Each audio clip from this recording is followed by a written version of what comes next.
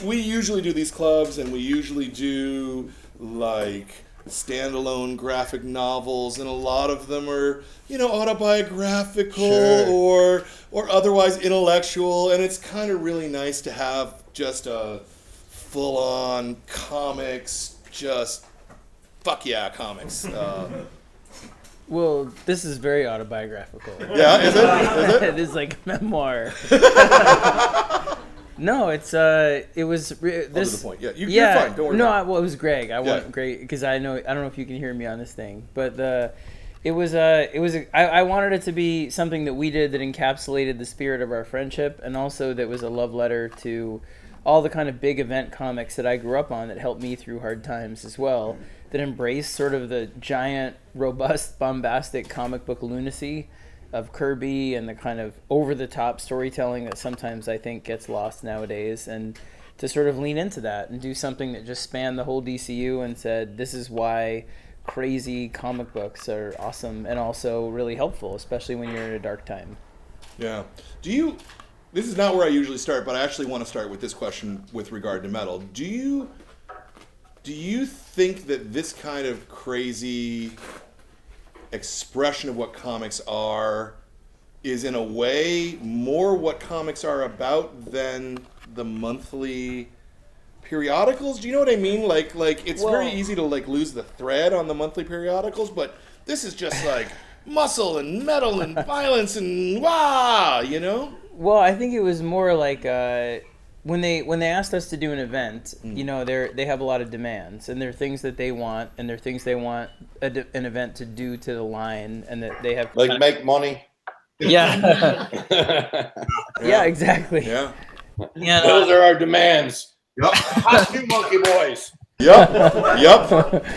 And for me, I think going back to our friendship and our relationship on Batman and coming into this, it was about leaning into the idea that events over the last couple of years had been very dark and very decompressed sometimes, and had been very long. And what we wanted to do was sort of remind people how crazy, fun, inclusive, sort of celebratory an event could be, even while being dark. Like, it is dark and there's evil Batman and all of that, but we wanted it to feel almost like this is why comics are awesome, because it's a form that can do these stories that are so elastically, bizarre and inspiringly crazy that no other medium can do. Yeah. So it was a lot of fun in that regard too, to just embrace the sort of like, we're going to do Starro and he's going to talk like a 90s bro and just go for it and just do it. So yeah. So let's talk, and I want both of you to answer this question. Why comics? Why is comics the form that you've embraced? I mean, I know you wrote short stories before this. You were also a teacher, but clearly you're known for comics. So what is it? Why comics? Well, you want to go first, Greg? You want to go first, Greg? No. Did you hear the question? Greg? Oh, yeah, I heard the question. I thought Scott was going to answer. Yeah, no, he pointed to you. No, I mean, for me, if you want my answer, there's not much mathematics to it. I mean, my first comic, I think, was Adam Strange. It was a hand-me-down from an older cousin. And that was, I think, the very first comic I may have seen, I think. It's a long time ago. And but then, my mother would bring me around and I'd see it, one of the spinner racks wherever I was. And I started seeing those and, I was mesmerized. And by the age of 8, I just go, this is what I want to do. I was also heavy into Mad Magazine as a little kid too. So it was like, at that point, at 8 years old, I said, I want to draw for, Mad Magazine or draw superhero comics. But I knew that was it, and, I definitely leaned heavy into comic books. Every passing year, I just got obsessed with it in high school, junior high school. It's all I thought about doing was drawing, comic books. So it's just, I got bitten by the comics bug. Yeah. Did you have any formal training?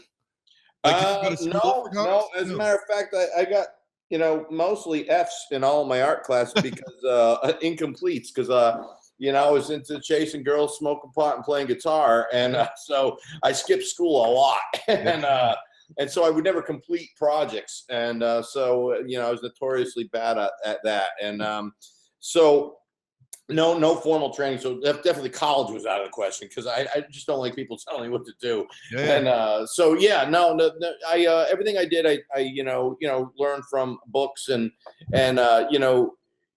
when I was coming up, it was different, than it is now, as far as, getting into the business. And it was also pre 9/11. So, there wasn't all the security in the lobby. So I would unannounced show up at the Marvel offices in Manhattan, and I would just get up on the elevator and I'd see the secretary there in the main waiting area. And I'd say, I came from Schenectady. Can someone look at my stuff? And somebody always would, including one time Jim Shooter, who was editor in chief at the time, came out and they gave me, pointers and, told me what books I should look at and,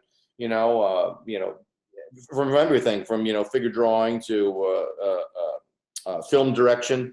And I met a lot of great editors who gave me a lot of great advice. And so when I came up, it was great. You had access to these people, It's a little more difficult now to get that same access if you can at all. So no, that my training came, from the advice from, that generation of just experts on making comics and the book recommendations. And then just a lot of life drawn from photographs, working out like, and like an athlete, except with sketch pad and pencil. Yeah, my understanding and is the first comic you did was Gore Shriek from Fanico. Right. Those of you who are very, very old will remember Fanico's ads. That's right. That's right. Fanico's ads in the comic books. They used to run ads that were merchandise, right? Like back before you couldn't used to get merchandise in most stores, right? And so the only way to do it was kind of through mail order. And I remember as a kid, like, oh, I could get like the Batmobile for the Mego figures if I order it through Fanico. Oh my God, I really want to do this. And they started publishing comics, and that was nearly 30 years ago, if my math is correct, right? Yes. So you were an overnight success, in other words. Yeah. The funny thing about it, is, I never had interest in horror ever. I was just, tights and capes kind of guy, but that was the first comic door that opened for me, so I walked through it, of course, and then I get saddled with Todd McFarlane doing Spawn. And then I get typecast as I'm this horror guy, and I'm going, no, it's not me. And then I get, saddled with Kirkman on Haunt, going, no. And then I go, finally, I'm out of it. I'm going to go to what I always want to do. And I hook up with Scott Snyder, a horror writer. It's like, as soon as I think I'm out, they drag me back in. So, yeah, I guess it was in the cards for me. That's pretty crazy. I really want to say, too, that, and I think that a lot of people haven't really processed in your head, you did like almost 125 issues of Spawn. Not quite, but and it was pretty. Well, I mean, if you count covers and doing some breakdowns for Todd, but I think I was closer to like 80 or so issues for the interiors. But I mean, I'm including the breakdowns and stuff. I mean, I did help kind of from 26 to 175, something like that. That's behind the scenes, I did things for Todd. He would joke that it's like the Wizard of Oz. He's the big head with the columns of flames on, the little man behind the curtain. And making it go on. So, but that's an impressive fucking run for anybody, and I always feel like you've never been like kind of credited as much in my mind, as that's an achievement, right? Like 125 issues or something? That's insane. Yeah. Well, I'm from a different generation, and a lot of these kids, and maybe they're doing it better than I am. I don't know. But they move around a lot. They get bored or whatever. But, the thing that drove me is when I was a kid and I was collecting comic books, and I would go to the store, and I had my favorites, and I followed artists more than I did writers, obviously because I'm an artist. And the biggest disappointment was showing up at the rack and finding that my favorite guy wasn't in there that month. And so, that was so disappointing to me. And I just always wanted to make sure that I didn't do that disappointment, to whoever my readers are. And so I always committed to doing, at least one full year before even thinking of going anywhere, So.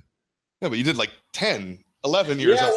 well, working with Todd was, it was fun. He's an artist himself, and so that changed the dynamic of how typically a artist and writer work together, and so that was a lot of fun. We were just like two stupid kids, just having fun making comic books. So I guess there was no reason to want to leave. It was fun, and so yeah, and I'm still very close with Todd, and so yeah, I've been hanging around with this kid Scott a long time too now. So I mean, he's running, he's trying to catch up.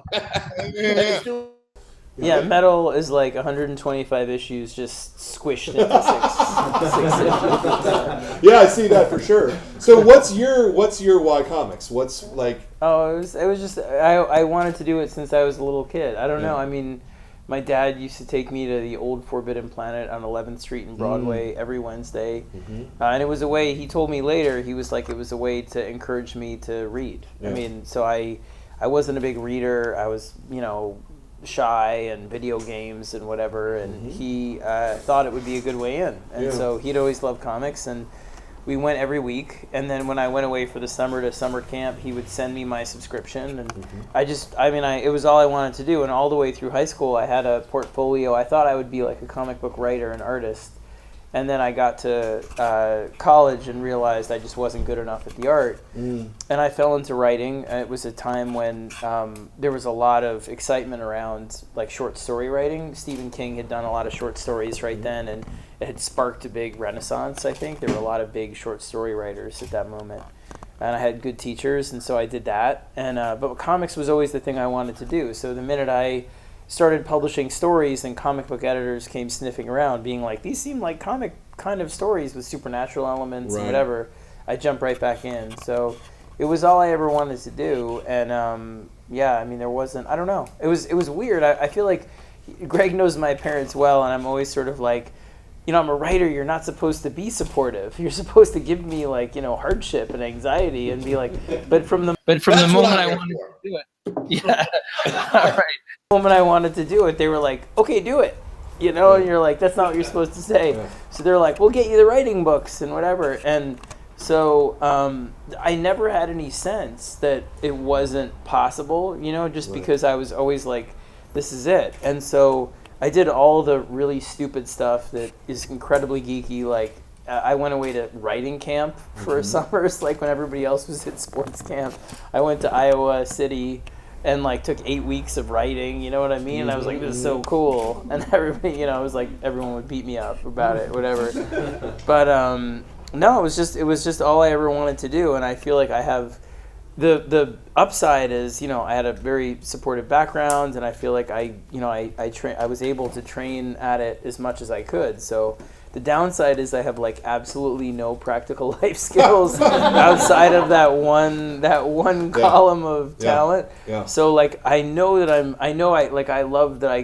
writing prose. I love writing comics. I know my stuff around, and I've studied as much as I possibly could. The same way, like one of the stories that I love about Greg is he'll talk about when he was learning to draw, he would go down to the train station and put on sunglasses and just do figure drawing and draw different people there for the acting.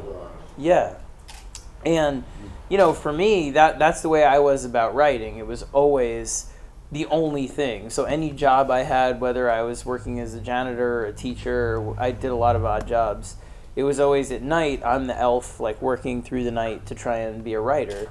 So, again, I'm proud of that, and yet on the other side, I'm like the least well-rounded person ever. I'm like a total cube when it comes to being well-rounded about. Well, it seems to me too. You've had this incredibly. Lucky might be the wrong word, but as I understand it, your first book of short stories immediately became a sensation. You have two of those short stories were put in the Best American Short Stories collection, right? That King was editing that year. Yeah. And like that doesn't happen to new writers usually, right? I was really lucky that actually the Zoetrope, who the offices are not far from here, they were the first people that found me off the slush pile. I feel like one of the things I would, if there are any like writers out there or creators starting, I had a very rocket ship ride in comics, but I paid my dues like in prose. There was, I started in 2000.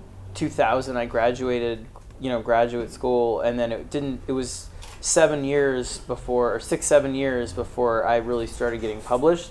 So there was like hundreds and hundreds of rejection letters, sure. And multiple rejection letters, and teachers or people saying you're never going to do it and that stuff. So in that field, I feel like I had my share of like the fire that's going to be like that forges who you are going forward about what you want to do.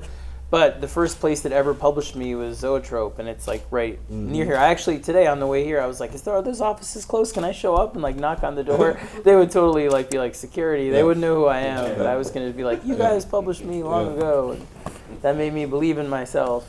Yeah. Thank you, Zoetrope. Yeah. But then you come along with not the very first comic. That you had a couple things at Marvel, but from most people's point of view, you came out of nowhere with American Vampire, and you've got Stephen King co-write. Stephen King had written comics up to that point, but not. He had not serialized, right? It was a totally different thing. So where did that come? That just blows me away. Well, so I pitched American Vampire to Vertigo, and I had a couple, like you said, like small projects at Marvel and whatever, and it got rejected, and I had to re-pitch it and sort of rejigger it, and they finally accepted it, and it was like the best day ever. I remember exactly where I was. I was buying a gift for my friend. I was in a model shop in the West Village buying a Doctor Who set, and I got the call from Mark Doyle that they accepted it, and I was just over the moon. And then a couple days later, they asked me, we're going to announce it. Do you have anyone that you know that might be willing to blurb it or say something nice? And I had known Stephen King. He had, like you said, he had liked my short story. So I was like, well, I think I might be able to ask Stephen King. So I asked him, and he was like, send me the pitch. And I sent it to him. And he was like, well, I like this enough that, if you want, I'll write an issue or two, and you can tell him that. And I was like, first of all, I wish you had told me that before I sold it, like, in the first place, because, I would have made some money. And secondly, if I tell them that, they're going to want you to write, like, issue 1 and 2, and not me. But he was very generous and was like, just tell them. So I told Vertigo, and I remember I called them on a Friday afternoon, and they had all left the office. And then Monday morning at like 8:30 a.m., I got a conference call. It was like, did you actually say that Stephen King would write, Yeah. And he was great. He was supposed to just write one issue, and we were going to split it into these 5-page chapters over the first 5 issues. And instead, he was like, he wrote me, I remember his first email was like, I think I'm going a little bit off the res, Scott. And it was like a 30-page script, And it was incredible. What I loved about working with Stephen King was just that, he's a rock star forever. And he could phone it in and do a great job. But the fact that he hands in a 30-page script for a 20-page comic when most of us do less, he lives in the world of the story that he's working on, and he acts like a hungry young writer, even when he's doing something that's his 100th project. Yeah. And he was so invested. I mean, that was what was so amazing. And so when we come back with it again in 2020, hopefully we'll be able to bring him in some capacity. Nice. He's always been a huge supporter. I still talk to him about it, and he's great. He's amazing. So that's super cool. Yeah, and he's also loves being Stephen King, which is awesome. Where you one time, my wife and I, we were driving through Florida, and he saw that we were driving through Florida, and he called, and he's like, I see you're near Sarasota. I'm down here. You should come by the house. And we're like, all right. So you come by the house, and he's like, I made you microwave spaghetti. And it's this beautiful house, like, on a bluff, and like, all right. And he's like, just move that piece of shit off the table. And the piece of shit was, like, the manuscript to the Under the Dome, whatever. And you're, like, shaking as you move this thing. He's like, whatever. And then he's like, let's go out on the dock. And you go out on the dock, and he has, like, an old lantern, and it's this rickety dock that's, like, out on this cliff. And he's sort of like, it'd be a shame if somebody fell off this thing, and you're very aware that you're like on a dock where you would die with Stephen King. Like he's awesome in that way. He's just very funny, and he's just so supportive of young writers. He was just, I was nobody, and he was extremely kind to me, and even working on American Vampire, he would end all of his issues with some joke where he'd be like, and then Skinner turns into a bat and flies away. And then I'd be like, oh my God, I have to tell Stephen King that our vampires don't do that stuff. And I would tell him, and he would be like, oh, I'm just fucking with you. You know? And then he would do it again, and I would fall for it all over again. Yeah. But he was a big comic fan. The Bernie Wrights and stuff, he had worked with Bernie on Creep Show and all that. And he knew his stuff really well, and he was just a joy. So I can't say enough good things about him. Yeah. You guys, you know, it's interesting because the two of you have kind of very different paths. You came out of nowhere with American Vampire. You spent 10 years working on Spawn, but both cases you guys were working with legends. And I wonder, is being in the shadow of that, is that hard? Is that easy? Is it freeing? Because you know that everybody will believe. No, it's not easy. You know? No, it's not easy. Yeah, it's, you know, really, especially difficult in the beginning, you know, because everybody, when they came on board, Spawn hated me. You know, they were all going, crucify, where's Todd? Get rid of this guy, you know, and Todd would publish some of the hate mails, you know, and I would, this was agonizing, and he'd tell me, you know, calm down, you know, this is the plan, because, you know, the people who like you are then going to start standing up for you and fighting the people who don't like you, and so I had to suck that up, but and then eventually, you know, that as a matter of fact, you know, that's a component of why I never missed a beat on Spawn, is because I go, I'm going to be in these little fuckers' faces every goddamn day, you know, I'm never going to take a break. I'm just going to keep flushing their head in my toilet, you know, and I did that, and but working, you know, I mean, it's Todd McFarlane, you know, it's a big name, obviously, and you know, you're never going to have another, you know, Todd McFarlane, I don't think. And so that was difficult, and I, you know, and then, so I think actually, you know, getting away from Todd was probably my best career move, along with getting together with Todd, because you know, I had done so much, and I had a great time and everything like that, and I grew and experimented and all that, and now, you know, I'm being judged on my own merits. You know what I mean? Yeah. Because when you're doing that, you're always going to be compared. Is he better? Is he as good? Is he, you know, all that, you know, and to get away from that is definitely a benefit, to be judged on your own, in your own light, without a shadow over you. So, yeah, it wasn't the easiest thing, but I loved it. I had a great time, and I loved Todd, and I would, you know, not trade back any of the time that I stayed under his shadow. Yeah, absolutely. Did you feel any apprehension, especially that first issue, if he turned in a 30-page script and it was a 20-page comic? Like, are you like, I've got to write negative 10 pages now? Or No, you mean for my... Yeah, just like, what were your perspective, like, following Stephen King? Not following Stephen King, but you know what I mean, right? I was sure that basically what would happen was everyone would love him. At first I was really excited, because I was like, oh, so many people are going to read this because Stephen King is on it.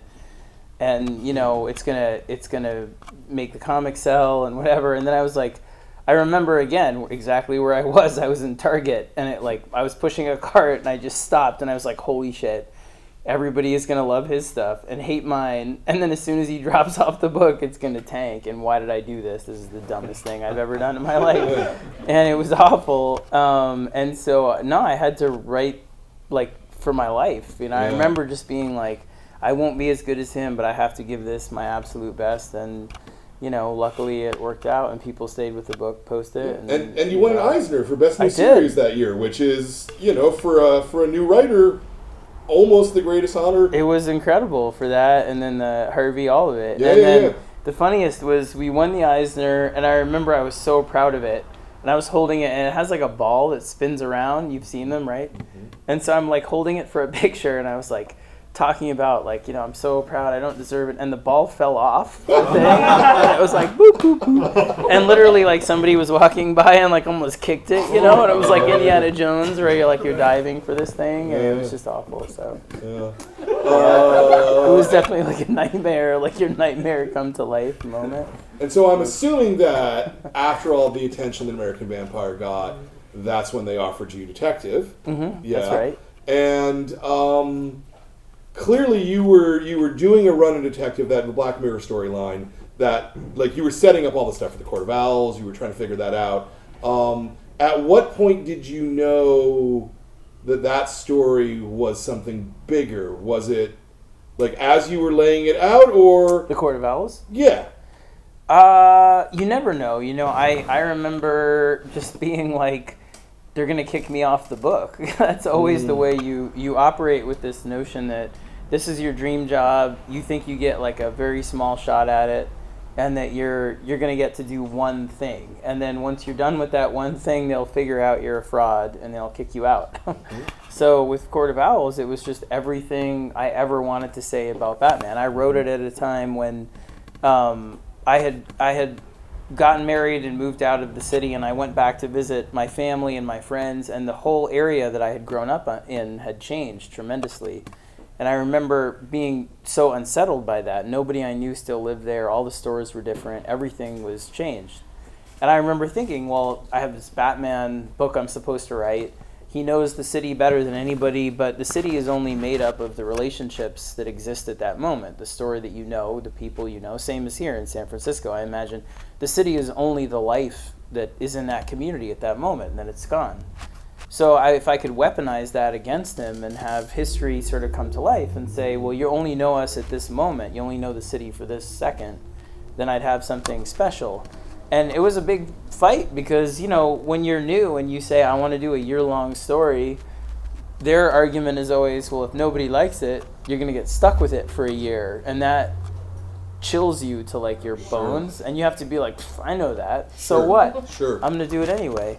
But luckily, with talent like Greg and, you know, the powerhouse that he is on it, it worked out well. So it was terrifying. I mean, he'll tell you, like, he knows me very, very well. He's seen me at like my worst many times where I'm like, I think I'll just call in sick for like 2018. You know what I mean? Like that. Like that's he's seen me very, very down and out. But you know, that's part of the relationship. He's my brother. Like we pick each other up, and you know, I owe him tremendously. Like he's like, we're gonna do this, kid, and I'm like, all right, we're gonna do it. Yeah. So when you pitched Court of Owls, I guess, did you know at that point the New 52 was happening? No. Or it was totally separate? No, I thought, and it's same as him, I thought I was going to be on like Batman number 700 and whatever, and they hired me to do it, and they were like, we want you to move over, and it was going to be really casual. And then I had started writing it, and they were like, well, it's actually going to be Batman number 1. And they called me into the office to tell me this because they knew I would totally freak out. And I still remember to this day, Dan DiDio, he was standing next to this Batman pinball machine that they had in the office. And Jim Lee was there too, and Jim was sort of playing it on the side, and it kept lighting up, and it was like, you know, the Batman looked really angry in it, and it was like, it was just this tremendous like pressure machine, and they were like, and it's gonna be Batman number 1, isn't that amazing? I remember almost like throwing up in the office. I can't do that, you know, and you know, and then I remember, yeah, I just went home and I was like, you know, you have one shot and that's it. Like this is, and I try and approach every arc like that even now and just be like, if you wrote nothing else, what is the one thing you would do if you could leave this arc and nothing else? And that was the beginning of that. I mean, Black Mirror was that too, but this was really that, where it was like, okay, the spotlight is going to swing over and be like, now you're on a number 1, you're rebooting for the first time in 70 whatever years.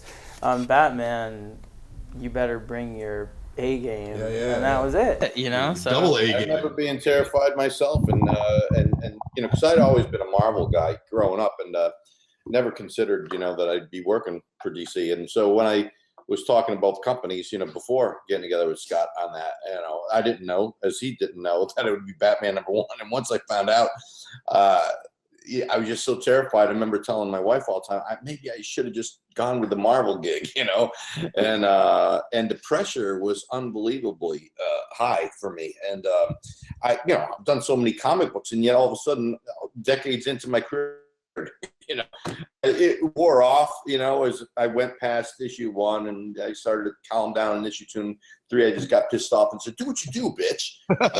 And then I was all right. And but yeah, it's a scary thing, you know. And then, you know, they didn't tell me. They go, it's Batman related. They did the non-disclosure thing, so I couldn't talk, and then they let me know, but they never told me that it would be relaunching from number 1, and that was terrifying, because, you know, Batman fans are rabid, and they will kill you if you mess him up. And so the only hedge I had was to blame the writer, should it fail.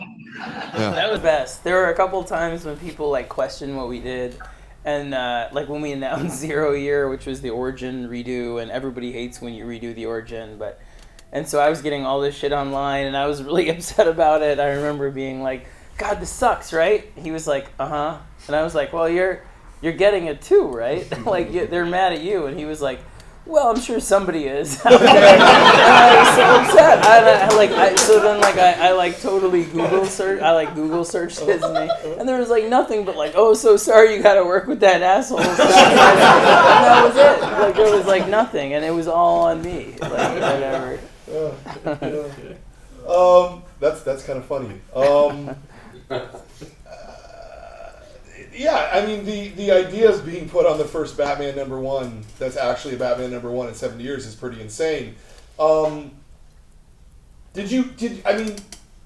not clear on the timeline here. Did you, when you were drawing it, did you know that was Batman #1 or? Oh yeah, yeah. At the time I was drawing it, I finally it was revealed, and I believe it hindered my performance. Because I was so uptight. I wish I could go back and redraw #1, so that'd be more consistent with the following issues. But it is what it is, and it's a long time ago now. But yeah, they let me know, and that was just like throw up a little bit in your mouth when you find out. Did you know Scott at that point? Had you guys spoken or? No, I didn't know Scott at all. Sorry to say, obviously, other people did, but I didn't know. It was a mastermind of my old editor on X-Force, which is Bob Harris, who's the editor-in-chief over there now. And so he put us together much like a boy band gets assembled, So, I don't know why he said these two will work, because it sure didn't seem like it was going to work when we first got together. There's some friction because our approaches were very different, and we were both comfortable in those, especially me, being I've been in it a little longer than Scott.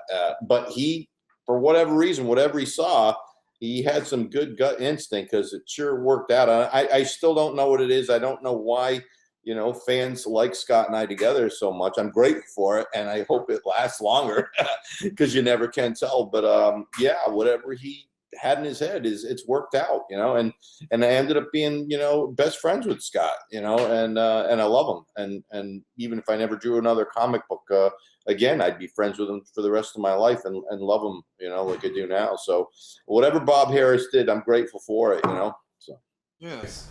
So what was the creative conflict, I guess, at the beginning? I was just sort of an asshole, I think, back then. No, I was really scared. I was really terrified. It was Batman #1, and the only thing I knew was how to write full script, intensely full script, because Jock and the people I had worked with up to that point had really wanted that. They had wanted, and they would change it, but it was that. Mm-hmm. And Greg was used to working more Marvel style, which is more outline, giving him a lot more latitude to kind of create along the way.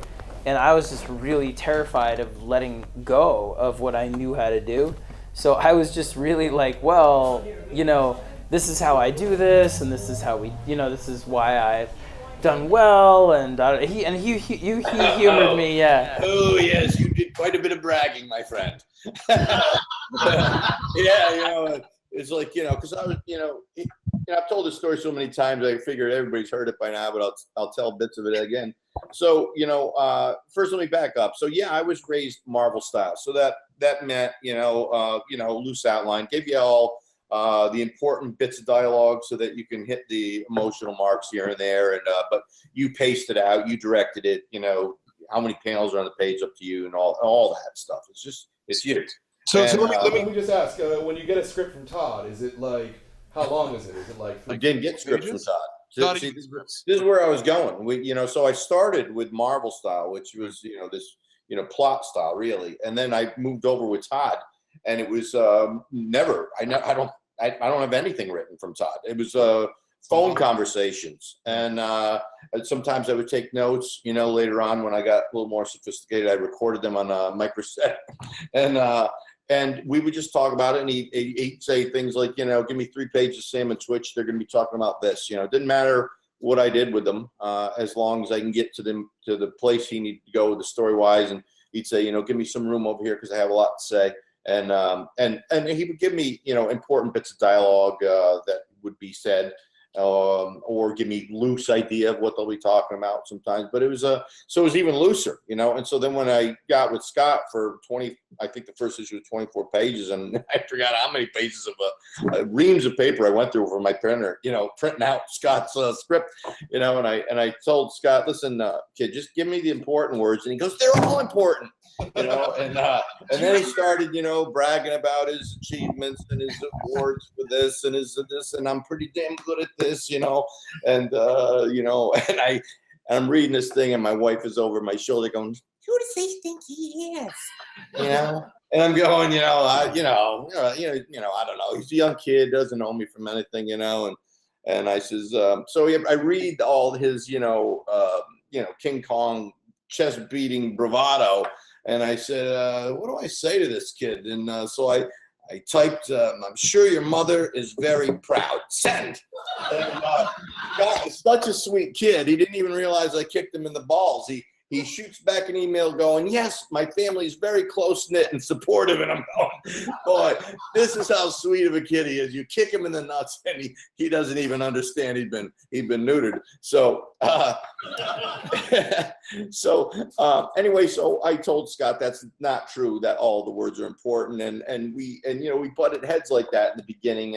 And I kept assuring my wife, who was certainly the most defensive as any loving wife would be, that he'll settle down once I realize I'm not gonna drown his baby, and I knew that's what it was about. And I said, once he sees what I can do, he'll relax.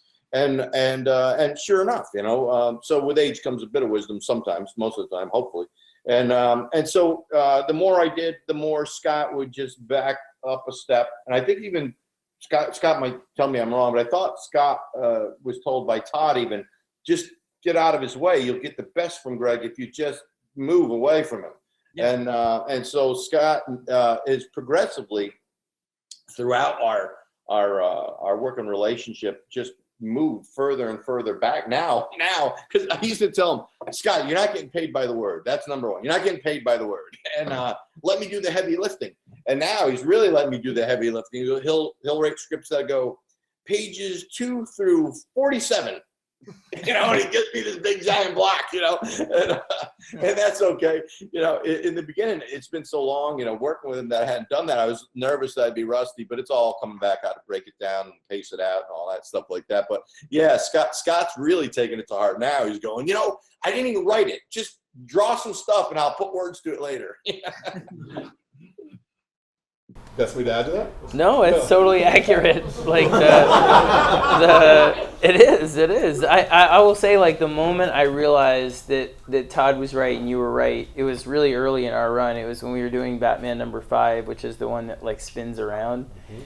And it was the first time I didn't know what I wanted to do visually. And I realized at that point, seeing Greg's art, that he was just better as a director than I was. And I didn't know how to make this comic communicate. We wanted you to feel really scared and unsettled, and it was disoriented like Batman was. Yeah, right. We wanted you to feel like the most scared you've ever been reading a comic, and completely disoriented. And I said to him I remember getting to that part and just being like, you know what, I'm gonna give it a shot. And I wrote that issue very light. It was like, there was dialogue and stuff at the beginning, and then the rest of it was mostly sort of open description about, here's the things he needs to see, but do it. And I was really scared. I remember being like, well, what if I have to go back over this with dialogue and it doesn't fit? And it was the best experience. And it was what he turned in with, and the ideas he had for the book turning all the way around and all that stuff that got us such recognition. That came from giving him the room to do what he does best. So it really was... Our like emotional arc, or the curve of our friendship was a different thing, but the curve of our creative working relationship on Batman, to me, was my growth, not his. Like, Greg grew a lot as an artist on the book, where I see issue 1 and I see what he does now, and it's more just him letting loose and being himself and all the talents that he has on display. But for me, it was very much like I learned to write because he's such a good brother and mentor on the book. Like I've learned more from working with him than ever in my life as a not just a comic writer, but as a collaborator, being able to give the people that you work with, whether it's editorial, whether it's a letterer, whether it's a colorist, the room to do what they do best and not control it and let go of it so it becomes better than you could have made it yourself. Yeah. So no, I'm very grateful for that. As much as I was, terrified and wrong and all that kind of I wouldn't change any of that stuff. Like that's my story, like my arc, was that. The thing about this approach too, I'm also, been a musician and played in bands, most of my life and things like that. And I relate, what we're doing to that, because I mean, you can play a song and you can read sheet music or whatever, but it's when you get together and just jam and spontaneous things happen, and you play off each other, that is just gives you the most joy and fun. It's just a good time. And so doing this way, to me, I would think that every writer would want to do that, because you get all these happy surprises along the way. It's like you give me your idea, I interpret your idea, and maybe I do it exactly like you envision, or maybe I present you with some surprises, and that should be fun to you. And especially if you're a notable writer who fancies himself so powerful, well, then you should be able to roll with those things that are unexpected, and your creativity should then be able to blossom and cover that bet, even though it was completely outside of what you envisioned in your original script. And to me, that should be fun. And that, to me, that's what keeps a comic book looking fresh and alive. And that's another reason why I don't get in the way of FCO when he colors, or Jonathan when he inks, unless I have something very specific in mind. I really keep out of their way. I don't say anything to them other than great job. And I get surprised all the time, of what they give me back, especially with FCO. I mean, you just go, wow, I never envisioned it that way. And it's so great. So I think making comics this way keeps them fresh and alive. And it also should keep all the talent who's working on the book more satisfied and more enthusiastic.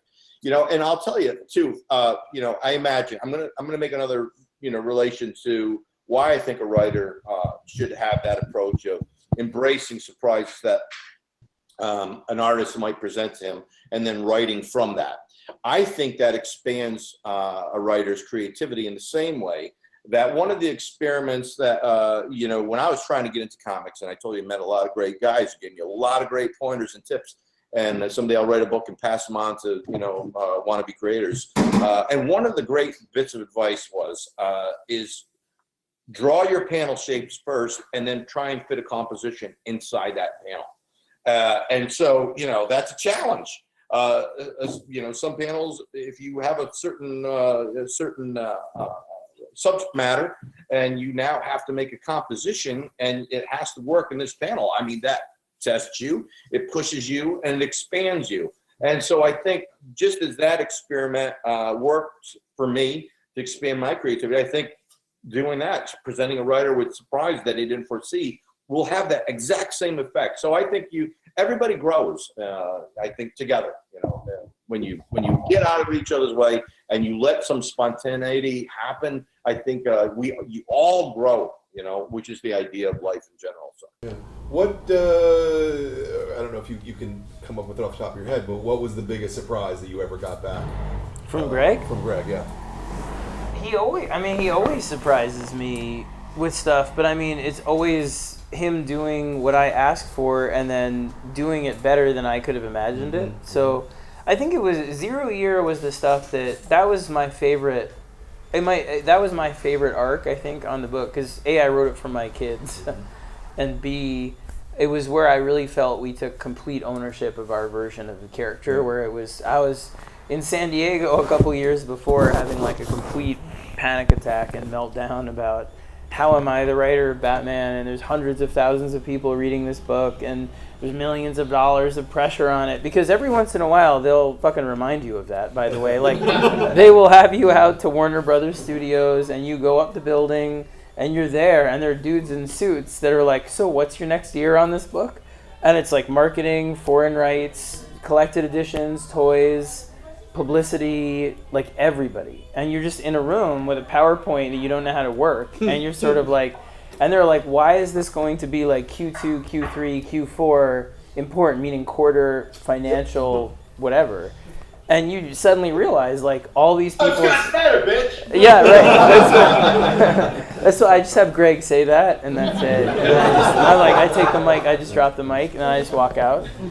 No, but I mean, it reminds you very quickly that, like, there's a whole ecosystem of work that goes into these things, and there is, like, a lot more money than you remember going, like, depending on this stuff, like millions and millions of dollars. So, you know, for me, I mean, I think, I don't know, I still get terrified of all that stuff. Yeah. You know, I get really, really scared, but there are moments where Scott sometimes wanders off the question, so I'm gonna give him a piece that he can. Wait, what was? I forgot what the question was. I totally got lost in my head. Really, what surprised you? But Oh wait, I'll tell you. Okay, so sometimes it could be like I introduce an element based on his story, and I'll give you an example. I think it was Death in the Family where I started to do things with flies, and how it connected to the Joker. And so then when Scott sees things like that, this is what I'm talking about. You know, it inspires him, and he starts writing that into the story. And when you do things like that, you get these happy surprises. It's just like, you know, anybody who's ever painted, and all of a sudden you throw a color down next to another color, and it has this magical transformative effect. It's a lot like that. So when we got to the end of the story, and, you know, Scott, you know, wanted to leave the question mark, you know, was the Joker really in the Batcave and all this?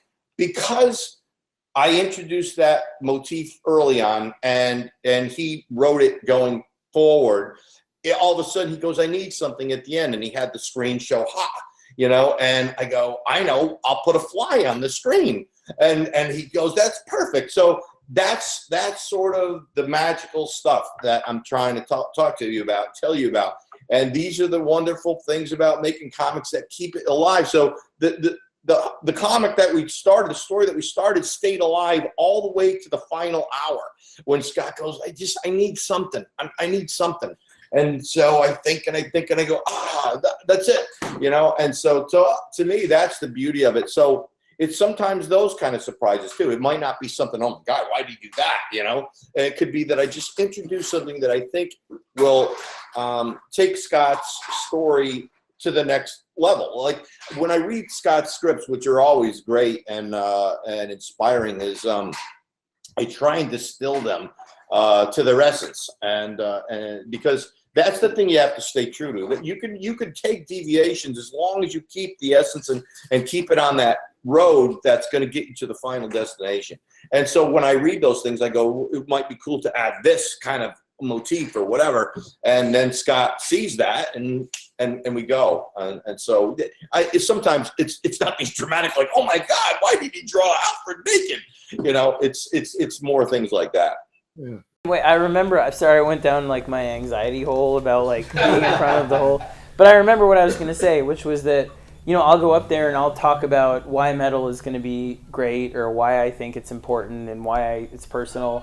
And then all I have to do is then show them Greg's designs, which are exactly that. Like, as much as I describe the thing, they're always a big surprise. So I'll say, we have a Batman who's from another dimension, but if Batman killed the Joker, and the Joker's heart contained this toxin to make anyone that killed him the next Joker, and so you have this crazy Batman Joker, and he's going to be, you know, this. I know he's going to be a hit, and I know he's going to be great, and I know, and they'll just sort of nod and nod and nod, and then they'll be like, show the art, and then you show the design, and then they're like, oh, and it's that exact moment that sort of speaks to, I think, his ability to both translate what I'm trying to communicate perfectly and also elevate it beyond what I could do on my own, even when I'm trying to explain it, you know, in a way where I'm very maniacal about this is why it's important, you know. So how much of your creative process between the two of you specifically is sort of pre-conversation, just like getting on the phone and just talking about it, and how much of it is you sitting down writing something and then seeing what he gives you back? We're really, I mean, Greg's my brother, like, we're family, and I saw Jamie going by in the background. I was like, Jamie, his wife, like, we're friends, you know, so I always feel comfortable. Like, I just called him, 3 days ago to talk about the design, the last night stuff, so, you know, we try and give each other room to play, you know, so I'll give him the script, but we'll talk about it beforehand. I told him the whole story of, like, the book we're doing for Black Label, you know, from beginning to end, and then I'll ask him, what do you think? And So I mean, we're very collaborative in that regard. There's no barrier. It's all transparent. So there's no way that I would like, here's the script. Right. You know, if he has anything he has a question about, or I have anything that I'm second guessing, we just go back and forth. Even how we just created the most recent incarnation of the Batman costume has happened just sort of on the fly over the past couple of days. I mean, we knew Scott's script had it in the beginning, you know, loosely where we're going with that, but we just transformed it on one page as Batman's doing his thing, and just that's it. We talk and we go, hey, you know, it'd be cool as if this happens, and you go, that's a great idea, and you know, and I really want that to happen so it looks like this, and so we could get there. And so yeah, it's always fluid with us. I mean, I get the script, as I said, they're great and they're intact and easy to understand and easy to inspire, but we're always, and Scott is notorious for this. He'll hand me a finished script that there's no such thing as finished. He's to the final hour. You haven't drawn that page yet, have you? Because I had this other idea, you know. And so that can happen on page 22 when you work with Scott. Yeah. I assume that when you're working with someone over the long haul, when you're talking about a 4 or 5 year collaborative process like in Batman, that there's like 7 now. Yeah, sure. There becomes a sort of telepathy, yeah, between the two of you. Well, we know each other well enough. Like, he's like my best friend. I mean, I know what I think he's going to enjoy and what I think is going to be a slog, and what I, you know, so there's definitely like beyond shorthand where I know, like, and that's why we talk about the stuff first, you know. So I feel very, yeah, there's definitely like, it's not a conventional relationship where you're meeting somebody, you know, a new artist, and you're trying to figure out how to write for them. I mean, Greg, I'll just be like, what do you think of this? Sure. Well, this is what I was curious about, that when you do a book like, say, All-Star Batman, where you're working with creator after creator, I mean, many of whom you've worked with before, but some of them you had never worked with before in your life. What's your default position, I guess, when writing a script? Well, this comes from Greg. Overdoing it or no? Okay. No, and this is to Greg's credit. My first move is to ask them how they like to work, and that's what I do now. So I'll say to for example, I've been doing a lot of stuff with Francis Manipul, or with Jorge Jimenez, who's like the handsomest dude in comics, and nobody should never take a picture with this guy. Like, you look like a troll forever. I only work with artists who are like more muscular and handsome than me and whatever. It's just a horrible curse. But anyway, including Greg. But what I try and do is I'll immediately say, how do you like to work? Do you like to work full script? Do you want to talk it out on the phone? Like, what do you want to do? So, and that comes from working with him, where I realize you get the best out of people by allowing them to do what they do best and giving them the room to do that. So, because everybody has different skill sets, you know. It's like, I was raised, you know, from Marvel fathers who taught me to work that way and taught me about direction, film direction. And but there's other artists who don't know a thing about direction. Hopefully the writer does, because they're dependent on them, and they want I've had artists tell me, I want the writer to tell me everything. I go, how do you live that way? Then you're just essentially a draftsman. I would hate that, because I go, then you just have to have draftsman skill, and that's it. That's all you need. To me, you can put anybody in my place at that point. And so I don't enjoy that. But a writer, that's the advice, you know, that should be given to all writers, is know who you're saddling with.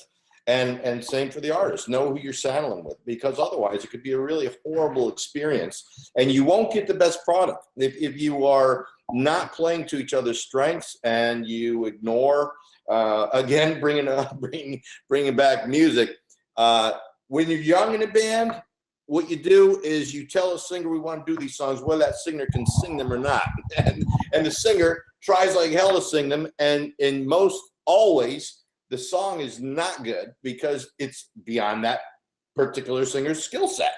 And so it's a lot like that. You know, you really have to know who you're with and allow them to work in a comfortable way, and what they're best at and what they're not good at, you avoid. And so, yeah. So you get a script from him, and you've got the blank page in front of you. What's your process? Do you thumbnail out the whole 22 pages or whatever? I know. Some guys do the whole thing. I mean, when I was younger and more foolish, I just used to I didn't lay anything out other than on the boards. I would just start going. I don't have as much confidence as I did when I was a young kid. And so now, you know, I do thumbnail out, but I don't do the whole book. I know like JR does the whole thing and one clip and everything like that. And maybe others do too, but I'll do like scenes, or in the case of this 48-page monster, I go, okay, I'll lay out half the book so I could start working. So, cause I spend more time and thought on it, of how I want to direct it and all that now than I used to when I was young. Just went entirely by gut. I wish I had some of that in me at this point, but I don't. Again, you know, I try and think about what would best serve the scene. You know, as far as the pacing, you know, where I put the camera, you know, how I light it, you know, and I put an awful lot of thought and care into the acting. And I've always put a lot into the acting. I think that's one of the most integral parts of doing this stuff. I mean, and certain people notice. I mean, back on Spawn, you know, Sam and Twitch were a couple of characters. I love drawing those guys. And Big Sam Burke was, you know, patterning away after one of my close friends who passed recently, Emrico, and he was a real sloppy kind of guy and very overweight, and spill food on him at the second bite in. And so I would have like Sam like smashing his fist, you know, grabbing the peanuts out of the bowl, and the bowl be like half tilted and peanuts are flying, and, you know, food popping out of his mouth. And all those, you know, help to develop a character, you know, and along with their body language and their expression. So I put a lot of thought into that as I'm going through, you know. So my process, you know, it kind of encompasses it all, you know, and sometimes even late in the game, like this scene I'm drawing right now, all of a sudden I got a different vision, you know. So I got rid of some of my layouts, and I'm changing because I want to change the lighting and the props a little bit around.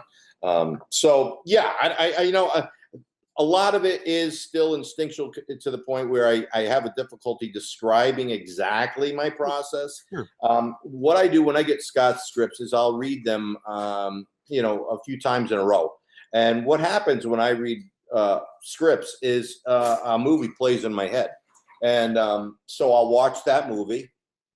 And unfortunately, comics is not exactly like movies.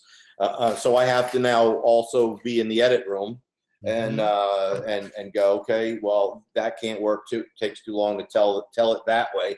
How can I tell that same scene in another way? And so I go into the editing room in my head, and I find out what works, and then and find out, you know, and contemplate again what will sell that scene the best possible way in the space that I have. Scott gives me some things that would be great in a movie, like you know, and I read them and I go, it won't work in this medium. It'd take up too much room, and it wouldn't be as effective. And so I'll have to maybe do the scene differently. If I had a film camera, we'd go to town, you know, because I could set up a bunch of different cameras and have all these fast edits.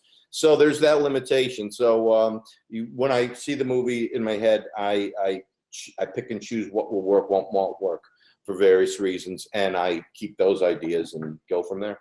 Yeah, that makes a lot of sense. I wonder though, when you're talking about a book like Metal, especially where it's specifically structures and events, and there's a lot of money riding on this in a way that, like, so like if you write a bad issue of Batman the comic, they can replace you the next month, right? If they had to, right? But on this, they can't, because they built their tent pole around this. They built the entire quarter around it. So is there more editorial back and forth with the editor, or do they just get out of your way and just trust you, Greg? They might interact with Scott. I don't hear from anybody, and I prefer it that way.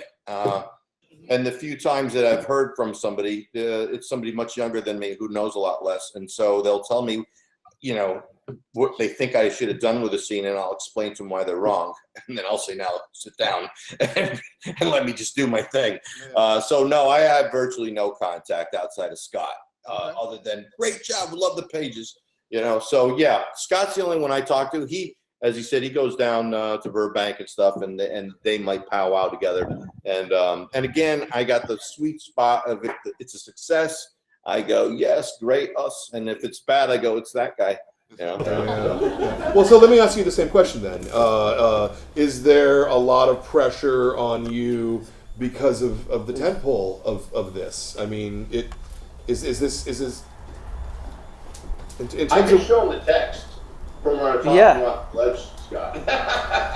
There's always pressure on Scott. There is a lot of pressure. You know, you have to be able to go there and block it out and be able to say to them, I mean, Metal in particular, this was like this, they fought us at first on everything, from the title to the length of it, to the amount of tie-ins, to the plot, to all of it. Everything Like, froze on me over here. I can still hear we you. can still hear you though. You're good. The Okay. He'll probably restart you and start you again. there you are. Oh, he's You're back. There back. you go. Great. All right. Kind of weird, but Yeah, it's the internet, man. There's just whatever. it's back. It's back. So yeah, it's hard in those moments because the only way when you're just dealing with Batman, right, as a character, you understand very well how many amazing stories have been written about this character. He's your favorite character. You understand the legacy of all of it. You know how many fans love him, how he belongs to everybody, not just you. And you're just getting through that. Like that's a very hard sort of forest to navigate. And you have to be able to put on those blinders and say, I'm doing my version, you know, me and Greg, and this is our one, and I'm writing it. Nobody's going to read it. It's just us. Like, I'm doing fan fiction. Whatever gets you through it. And then with an event, like, they will have you out there, like I said, and it's not just the normal suits. It's everybody. So you'll be in a boardroom, and there's like 100 people who you don't know at all that are from different divisions, that even down to like the people that make pins, like the free stuff they give away at cons, that are like, what can I get out of this? Like, are there any pins? You know, and you're like, I don't know if there are any pins. So it's a lot. Like, it's a lot of pressure, yeah. But the only thing I'd say again is like, it's a great joy too, because when you get to do a story that drives the entire DCU, or allows you to incorporate the whole DCU, and there are no limitations like I have now on Justice League, where they're just like, it's like your mom and dad were like, here are the keys to the Corvette, son, just go drive it, and you're like, really?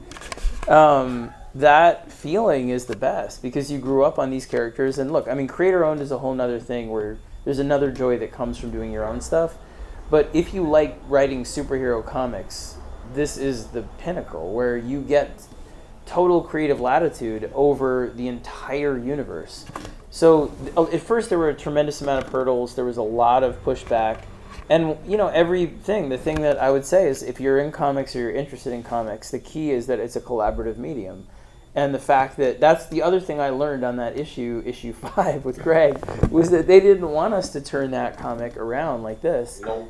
And he wrote this really impassioned email that was like, he quoted Steve Jobs and this like whole, he was like this whole, like, it was beautiful. And I was like, what he said. Mm-hmm. You know, and what you learn is that when you hit those barriers where they are like, well, you can't do that, or if you do that, you're going to be in trouble, and, you know, we lost faith in you. Mm-hmm. When your partner comes in and says, well, I believe in that, you know, whether it's art, writing, they back off. And so you have such different leverage and such different confidence when you have a team. Like, Metal is all about me and Greg. It's about the way in which both comics have helped me through very dark times when I've been, you know, in depression or that stuff. And the things that helped me through were almost usually the most lunatic stories possible, the craziest, most Kirby-esque, zany ones. I want to interject what you're saying, you know, because sometimes you can have allies in the camp over there. Like, you know, even, you know, when I wanted to do, you know, this for the cover one, I mean, I knew what they wanted from me. I knew they wanted the Star Wars poster with the dramatic upshot of JLA, and the stuff we've all seen a million times. And why have we seen it a million times? Because it's a surefire, safe bet. You do this. Yeah, but is it memorable? Most often not, because we've seen it so many times. Now, I've been in the business for so long, and I could certainly just give them that and not give it a second thought. But those designs all laid out, And but I just go, I've got to find a different angle on this thing. I spent 3 days just trying to rip that stuff out of my head, because one of the other pearls of wisdom they gave me when I was trying to get up is go look at everything and then forget everything you've ever seen. Was one of the other great pearls. So anyway, I finally come up with this, and they pushed back hard on me, and I was pretty furious because I was adamant. I said, I know what you want, and I could give that to you, but you've given me, you pay me a lot of money to be creative and try and give you something new and fresh, which that's what you're supposed to do in everything, is come up with something new and fresh. Don't keep going over the same old ground. And I said, this encapsulates the essence. It's the fun that this symbolizes, and it's metal, you know. And I was really upset that Dan DiDio, who's my evil twin, was saying I couldn't do it. And Jim Lee said to Dan, said, if an artist believes something so passionately, you have to just get out of their way and let them do it. So there you go. You can have an ally, you know, who's in the camp, who hears your plight and decides to stand up for you. And so that was a benefit there. And they did. And it turned out to be great, because fans were tweeting me pictures, and they put like the poly bag around it, and they stick their hand in it, like, you know, it was their hand. And so people had fun, which is what the idea was. And then there was also that people might not know that's what it is. And I said, the smart kids in the room will get it, and they'll tell the ones who are a little slower, and it'll all work out. And but we got to give thanks to Jim Lee, you know, because he went to bat right there. So Nice. You pitched this as an event, yes? It wasn't just here's my next story. No, it was always meant as an event. Okay. And first event you pitched? Yeah, I never thought I'd get to do an event. Yeah. It's like my whole career is like, oh, I'm never going to get to do that. And then they just like, do you want to do that? I mean, so I thought I was going to like be in prose, and maybe I'd get to do backups on Detective. And then they were like, you have backups on Detective? Actually, you want the whole book? And that was Black Mirror. And then, you know, Batman, do you want to do an arc on Batman? That was Court of Owls, and then Joker, and so on. So when they said, do you want to do an event? I mean, that to me was terrifying, but I had this story I had been building in my head, and I knew he was going to do some of the Mark Miller stuff, and then he was going to come back, and so I thought it would be pretty perfect. But it was really, at first, I mean, it was just a lot. There's a whole logistical, like, you forget that it's corporate. That's all I would say, is like, you forget, because like I'm in my cave, you know, my kids think that like I go to work in my pajamas, which I do all day. The other day, actually, like I was wearing I was dressed like this, and my older son is like, Dad, why are you dressed up? And I was like, I'm just dressed, like that's how you dress. But you know, they think that's the job, is like, and it is a lot of the time. It's you in a creative bubble with these people that inspire you, making things you love. And then what you get reminded of is that no, it's a whole like nebulous system of constellation of people, and so much money rides on it. Yeah. And with an event, it was like, well, what are the tie-ins? How much? What quarter do they fall in? Where are you gonna? You know, what are the repercussions? And that math was just amazingly fascinating, and also really scary. And now that I've learned it, that math? Or? Yeah, I'm doing that math. But with the help of the editors, with Tay Taylor, amazing editor, right. Mark Doyle, like, you know, all of it, like just trying to figure out, well, what do they really want? You know, and then it's a different language. You realize they don't care about your story that much. No. They don't really care, you know, and you're like, guess what happens then? Twist. It's not Alfred. They could give two shits about that. They're like, what's the toy? What's the, you know, and when you give them that and you realize... Yeah. When you give them that, they suddenly relax. And so it was a real learning curve for me. But now that I've learned it, I feel like, you know, not like Jedi or whatever, but I definitely feel like that was the pinnacle of negotiating that kind of like the commercialism of comics and the creativity of comics was that, because they depend on it. And if you fuck that up, like if an event bombs and it drags, it's like the Titanic. It drags down all those tie-in books, all that stuff, and that's a big deal to them. Like that's not just a big deal like, oh yeah, you got a bad review on CBR. That is a big deal. Like that's a lot of shareholders. Yeah, people get fired over that stuff. You know, you too. I mean, like, you know, a lot No, of... and I don't get Yeah. to feed my children. That's what I'm saying. Like, as a the retailer, story- yeah. yeah, the No, stories. They just put me with a new rider. Yeah, right, exactly. And you're like, he's great. Um, He's great. I like that. And, you know, and I think if you look at history, you see that most events really don't work creatively as a creative thing, right? I believe because that, yeah. because the machine kind of takes over and it like leeches all the creativity out of it, which is It was what's so hard. fantastic about this book. I think is that it even at the most tie-in part of the tie-ins, right? You could still see that there was this just kernel of mad ideas and passion. We were maniacal about Yeah. that. I mean, I looked over every page of everything Yeah. with James and Josh and Yeah. made sure that, you know, and I really believe it was honestly because I felt that people are cynical about events. Yeah. And why not, right? Like, they're trying to get your money. They're trying to be like, buy 25 issues. And we were really careful about trying to be like, this is going to be 6 issues of us, 2 tie-ins, and then, you know, 2 interstitial issues, and then a certain amount of tie-ins, and each one of those is going to be special. And it really hurt my, not to be like, woe is me, my diamond shoes are so tight, but I would just say like that was a hard, that was I'm asking for a raise. I don't have diamond shoes. that it hurts your life like that. I mean, we watched every single issue coming out of that, making sure it was good enough because I was so scared of letting you guys down about having any tie-in or anything not be up to par.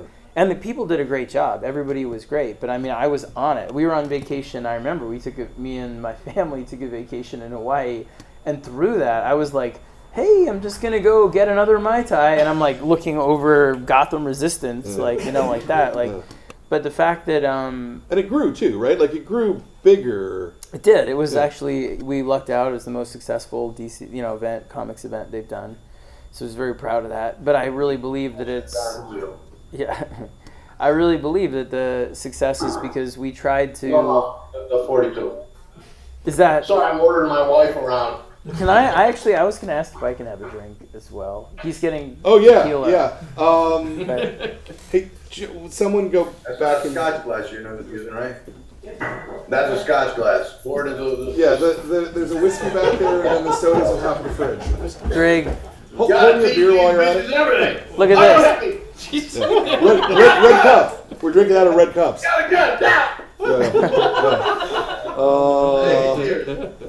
Yeah.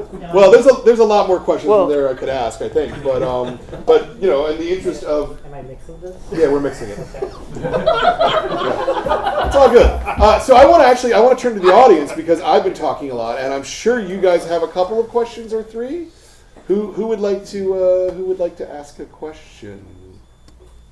There you go. Go for it. I heard a lot of talk about Batman #5, and that's really kind of my favorite thing that I read from both of you guys. So I wanted to hear a little bit about kind of when it came back, right, and like you started like noticing the turn, and like how long did it take to like be horizontal, and how many pages were like the other way around, and the advertising and all that stuff, like. Well, yeah, for anybody that doesn't know, Batman 5, basically Batman's lost in this labyrinth, the Court of Owls. I'm sure most of you guys know this one, but yeah, so basically the comic, as you're reading it and he gets more lost, it turns around like this. So as it forces you to turn it and then read it kind of backwards, like this. So as it was going, Greg made this, like I said, this impassioned email, and I was sort of like, ditto, ditto, ditto, thank you. Yes. And cheers, Greg. And so they finally let us do it, and we were really excited about it. And the funniest thing was, so first they sent it as a PDF, which scrolls vertically. So I read it, and I was like, oh, yeah. See, those pussies, it's no big deal. Like, it just goes like this.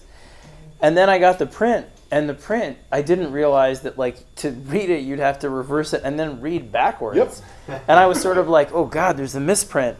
And then I remember, like, realizing it wasn't a misprint. And so I tweeted out, I was like, anything that you see in Batman 5 is on purpose. And then I get a call from him, like, 30 seconds later that's like, what are you doing? He's like, if they get it, they get it. If they don't, they don't. And I'm like, all right. Like, I was like, all right, delete. Like, so I deleted the tweet. And then the funniest thing was then he got his comms, and the same thing happened. He read it, and he was like, there's a goddamn misprint in like that.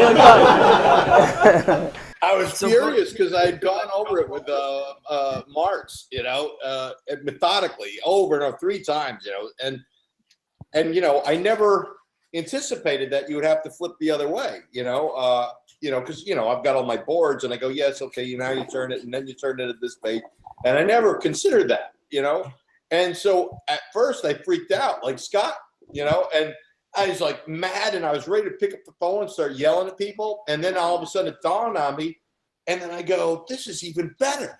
This is even more confusing. I'm going to claim genius status now. Yeah, I panicked, and I saw why they panicked. But I think it worked even better that way because because Batman was tripping on that. He, the hallucinogenics in the water and everything like that. So I go, it really, really just helps to really immerse the reader in that. And for those who complained about your iPad, I'm going to say 2 things. One, it has a lock button, but if you're not that clever, even a dumb squirrel like me would have set it down and walked around the iPad. Dude, I wish you could have seen this thing they did at San Diego. I made a video. Jonathan sent it to me. It's incredible. They did this whole Court of Owls like activation where they had these actors playing the parts, and it was crazy. You walk in, and it scared me like 5 times. It was so embarrassing. But you walk in, and they had a whole labyrinth, and this actor runs out, and he's like, I've been in here for years, and he's like all old and grizzled with like. And then you walk down, they had the pictures from it, and they had the Talon, and it was so. I tried to keep sending it to you, just being like, if you'd seen it, was really cool. I did see some. Yeah. One of the questions that he asked, I don't think you actually heard the question. One of the parts of the question was about the pagination and the advertisements, right? Like, did you take into account when you were laying out that issue? I'm going to have ads on pages 3, 5, whatever the numbers are. Sadly, they don't do what they do in Image, which is just pile those in the back, and so that doesn't interrupt the art. I think it's disruptive. I hate it, but they're usually good at figuring. They know where things are supposed to go, where it's less disruptive. So I usually don't have to butt in. They kind of are going to do their thing, and I stick to the rule of even numbers are on the left-hand side, and so on. The only time it really aggravated me was when they truncated our pages and put some. Do you remember that? The Kit Kat thing? Candy bar ad. Yeah. Oh man, that made me. Yeah, that really ruined that storytelling. But we put in that joke that was my favorite thing, where basically, if you guys don't know, in one point for some weird reason, DC made a deal with Kit Kat and Reese's. And so they cut half the comic book page, like in the middle, every single comic. I need another drink. Roll it up again. It was like every single comic halfway down a certain page was a Reese's ad or a Twix ad or whatever. And they were everyone was upset. And then in our comic, it happened to fall right when Jim Gordon was Batman. He was trying on this like crazy robot Batman suit. And we made this joke where we were like, oh, look at Batman, he's so corporate, what are you gonna do? Like put a big advertisement halfway down this thing, right? And they were really, like, it got through, and then they got really upset. All the calls from Diane and everybody, and I was like, I'll buy so many Reese's. I'll tell you what, if DC ever wants to be done with me, all I have to do is do it again, because I said that will be it. If you ever do this to any of my books again, I don't care if you do it to every other book, but if you ever do it to mine again, I am gone. Yeah. And so if I am ever gone, you'll know that they put another goddamn Twix ad or whatever on my pages, truncating. Yeah. I said, this is really, I go, would you do this in a movie? I go, no. A product placement, if you want me to draw something in there like they do in the movies, that's not disruptive. I go, but just truncate the pages. I go, you're really selling out. It really aggravated me, And it was funny because I called, I sent this email going, who was the dumb motherfucker who came up with this idea, And Dan DiDio goes, oh, that would be me. And I go, well, you're a dumb motherfucker. I was really upset about it. So, yeah. So unwittingly, I called the boss, dumb, There was that Snickers ad too that had like a Superman Yeah. being upset at Wonder Woman or something, and like She turned into like Grodd. Right, yeah, and there were several books that month that had actually ruined the comic because there wasn't a separation between the Superman pages and the ads. Yeah, Seth, go. So I'm curious because you guys keep bringing things up that indicate that you're sort of the enfant terrible of DC Comics, and you get away with it, both of you, and it's interesting because the stories I think are fantastic and they're engaging. They have so much energy, but if those stories are working for you guys, why are they? It looks like that they're sitting on the energy for other people's books. You mean like why do they fight it at first? Yeah. And if they're fighting it with you guys and it winds up working, doesn't that indicate that they shouldn't be fighting it with other people's books? I tell them that all the time. He does. As a matter of fact, I usually whisper in their ear, "Issue 5, bitches." Yeah. He really will. He'll send an email that just says issue 5. I mean, certainly, when you're making a company money, they will give you more latitude and get out of your way. But they are still the same machine, and so those reflexes are still in place. And like with most things, it's comfortable. We know this is the path that works. So when you move them outside that comfort zone, that's when they kind of want to brush up on you, and you have to kind of push back a little bit. And one of the things I say, I think the guy from Decca Records who didn't sign the Beatles must have committed suicide. I know I would have. We don't want that new crazy sound. It doesn't. We want this tried and true old sound that we're accustomed to. And so that's one of the arguments I use. I go, you just don't get anything. You'd never discover the Beatles or whatever big thing if you always stick with the old and the comfortable. But it's the knee-jerk reaction that you can expect, but we have a little more freedom because we've tallied so many successes in a row. But I don't think it'll ever stop. You have shareholders, you have the same old machine think, and it is what it is. Does that make you want to do creator owned rather than staying with company stuff, or do you just like the toys so much? Well, no, we will do creator owned. I still want to bring the Creech back. Scott said he'd be on board for that, and Scott's got a cool idea, that we'll get to, and we'll do that as well. That's fun, like Scott said earlier. It's fun in a different way. Listen, it's fun drawing Batman. It's fun drawing all the heroes I've drawn throughout my career. The reason I got into comic books is because I love those characters, and I wanted to be able to draw those characters. So my dream has come true. So I'm certainly not complaining that I have to draw Batman today. That's fantastic that I get to draw Batman today.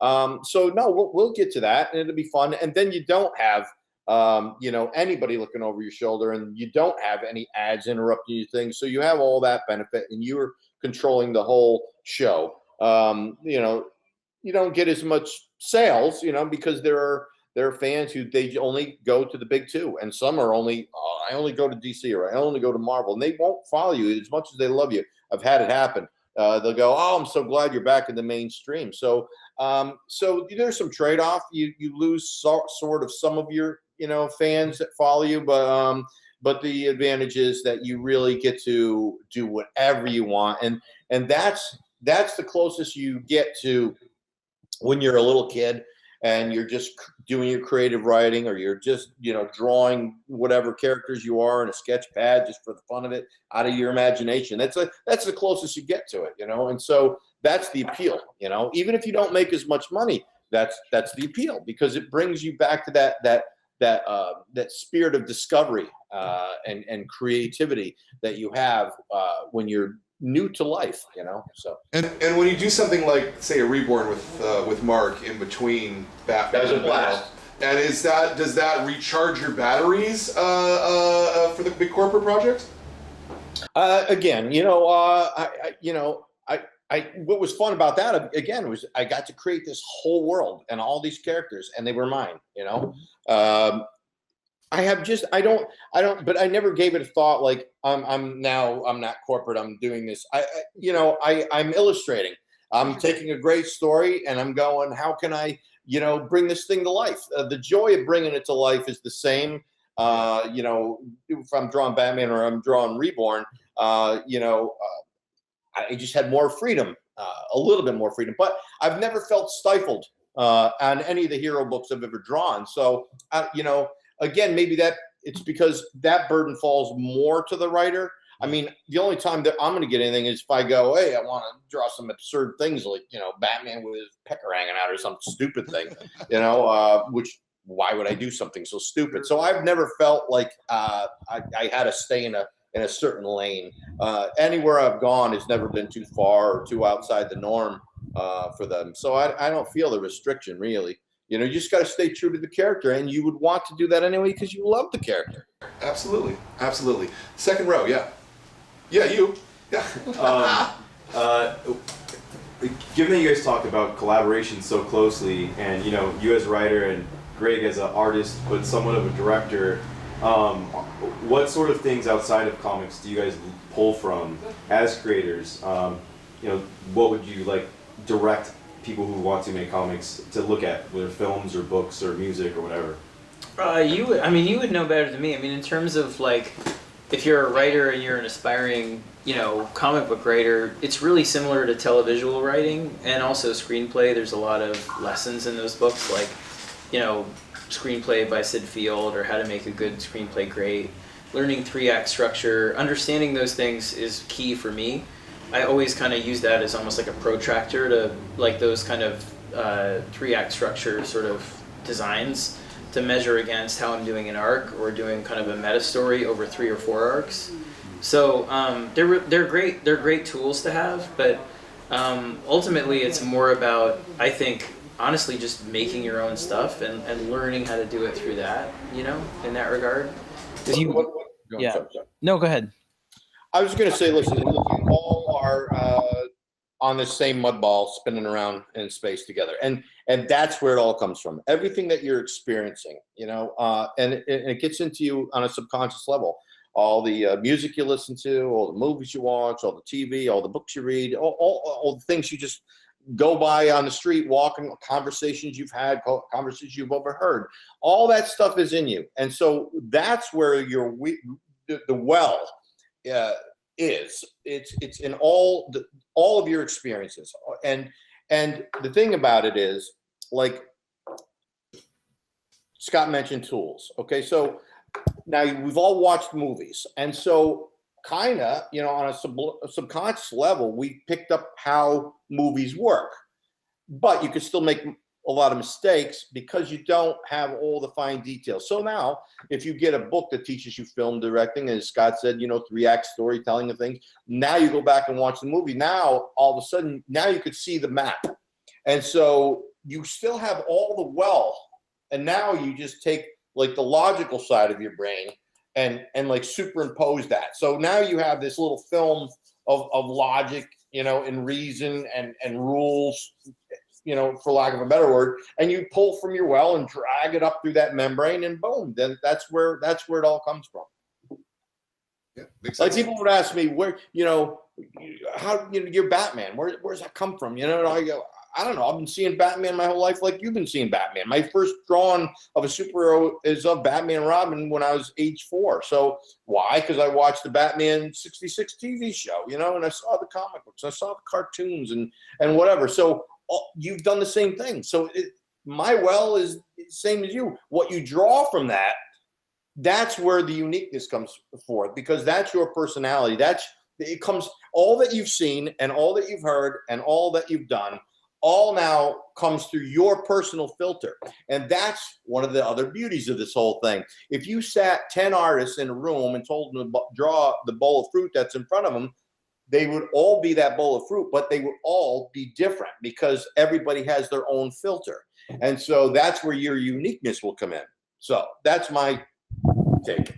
Yeah, no, and I agree with you. I mean, this is a thing that we see in the Graphic Novel Club. This is the, I want to say 37th to 38th interview we've done in a row for the Adult Club, and I've never heard the same answer twice from any creator of how do you draw comics, why comics. Everybody comes at it in their own way, in a way that I find is probably different than people who are doing film or people who are doing prose, you know? Just because the canvas is so much bigger in comics in a sense, you know? Yeah, you have no budget. Exactly. That's the fun thing. Yeah. I would write the shit out of that bowl of fruit. Very good. Do we have another question? Well, I mean, you could use the same example with writing. You know, if you were all given the same assignment and you were to write a short story on whatever topic and it had to be this subject matter, everybody would write a different story. You know, even if they provided you with key scenes, because it would still go through your filter and be influenced by your personal life experiences. And that's the beauty of life, baby. Tina in the back. So I guess like one of my biggest Greg will never questions hear was when so Court of Owls came out in like 2011, and then Gotham, the TV show, like used it very quickly after in their script. Like, how did you guys? I know it's a very different type of the side of the business, but like, how did that feel, or like, what did you guys think when it was accepted into the mainstream? Well, it's cool, but it'd been more delightful if I had gotten a paycheck.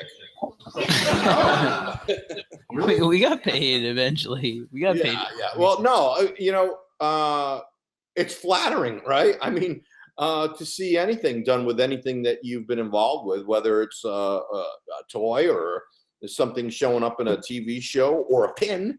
You know, it's great. You know, it's all the stuff that you didn't look for and didn't anticipate and didn't even desire when you got involved with doing comic books. You know, I mean, all the stuff, all of it is just, it's all gravy. Fans wanting to hear what you have to say, like you guys. You know, people wanting your autograph. Who thought of that? You know, traveling around to conventions. Nobody thought of that stuff. We just go, I like comic books. So when something like Court of Owls that Scott had this brilliant idea for. Swelling his head a little more, but I think it's one of the most brilliant things he's done for Batman's mythos. It's just unbelievable. You just go, wow, how cool is that? You know, but we're both, Scott and I, and most everybody in the business, we're traveling at such a velocity. When you make comics, it's a conveyor belt, and you don't have as much time luxurious time to lay back and go, oh, look at what nice things they're doing. That'll come later when you're not at the fast pace that you go and make comics, but it's just great joy and flattery.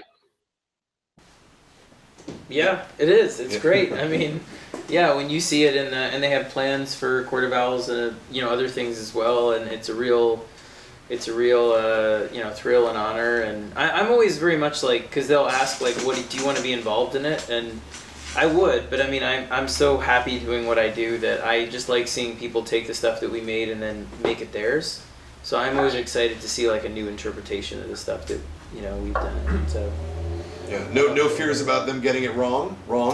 No, I mean, I'd rather them make it their own thing and do it something that they believe in, and if they fail with that, that's fine. I mean, I've seen a lot of different stuff. All the independent stuff that I've done, Witches and Severed and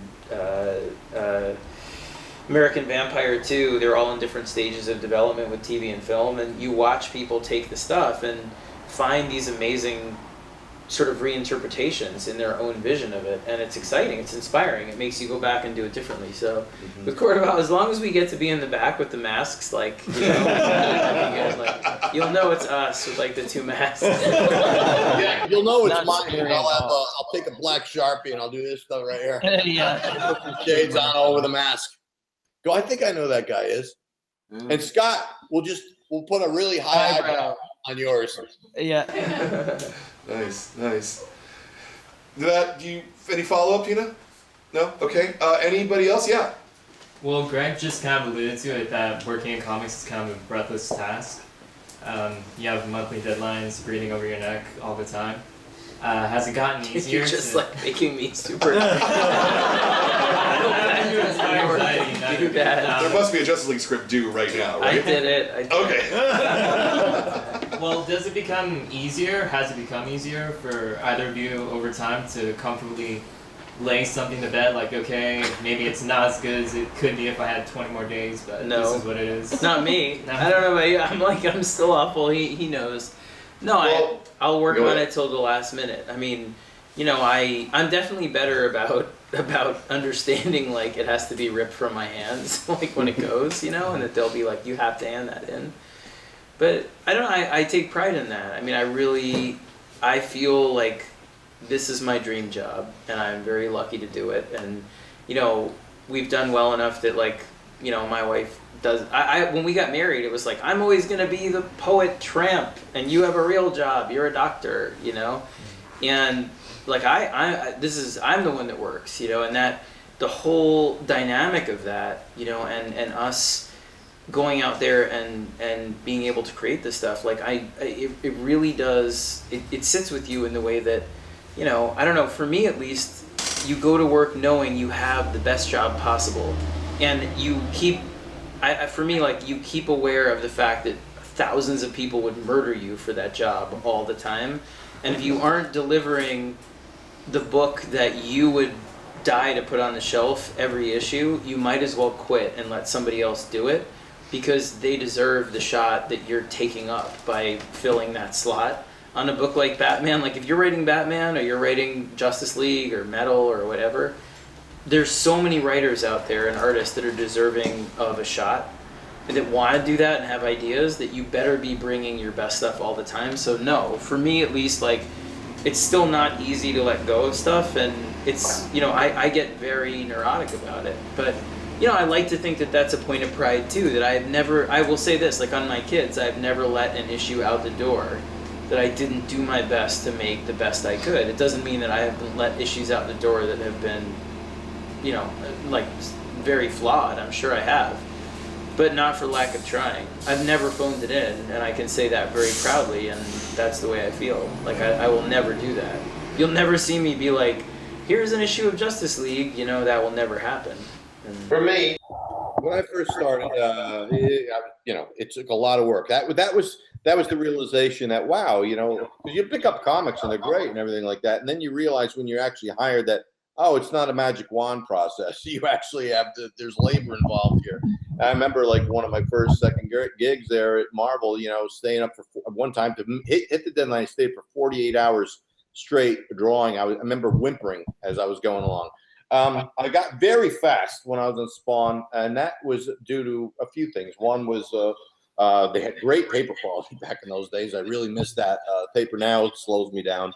I had a different style. I had a different writer. The subject matter of Spawn was such that, you know, you could move along quickly. You know, you didn't want to draw stuff. You had a very big cape to cover up a lot of detailed backgrounds with, and it was all in shadows and a lot of rubbish and all that, right? So you had all that.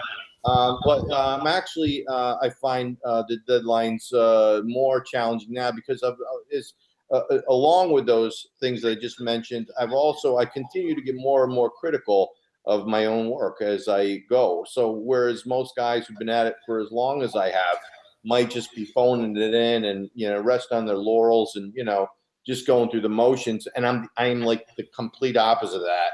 I look at it in the same way. Scott, you're very lucky to have, you know, this job that we dreamed about. It's my dream job.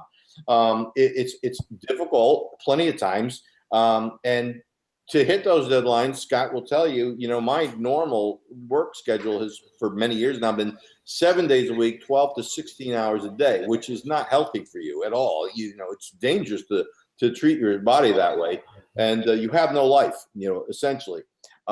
Which is why I've never sacrificed quality. If I saw a page that I didn't like, it didn't matter if I had spent 16 hours. The next day, I will tear it up and I will redraw that page. It didn't matter. It doesn't matter the deadline. The matter is giving the readers the most bang for the buck and make sure it's the best it can be. Because I look at it this way: I'm pretty high up the ladder, perch-wise, you know, of Illustrator hierarchy. And, you know, I don't take that for granted, you know, and I would say even to my teammates, you know, Jonathan, I go, it's like prize fighting. You know, you did your road work, you had so many fights, and you managed to get the championship belt. They gave it to you.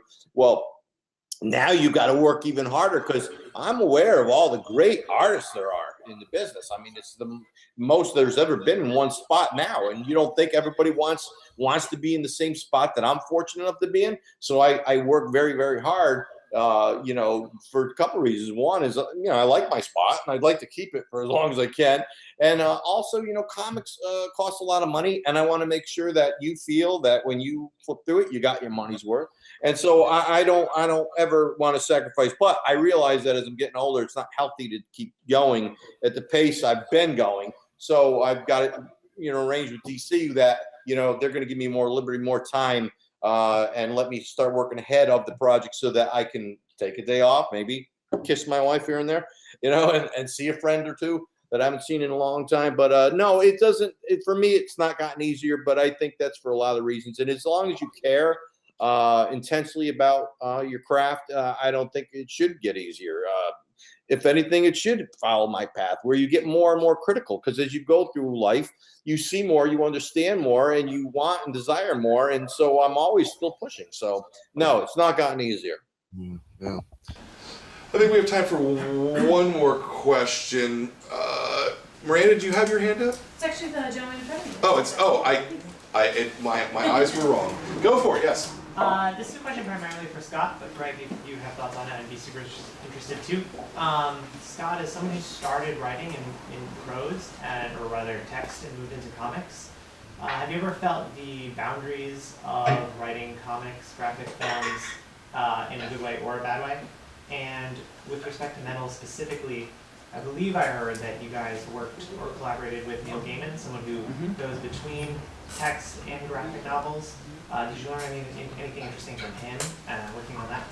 Yeah, I mean, the most interesting thing I learned, Neil is amazing, and he's an idol of mine, and I've met him, I've been lucky enough to meet him many times, but I think the best piece of advice he gave me, I was at a dinner with him a while ago, like, I you know, before metal and whatever.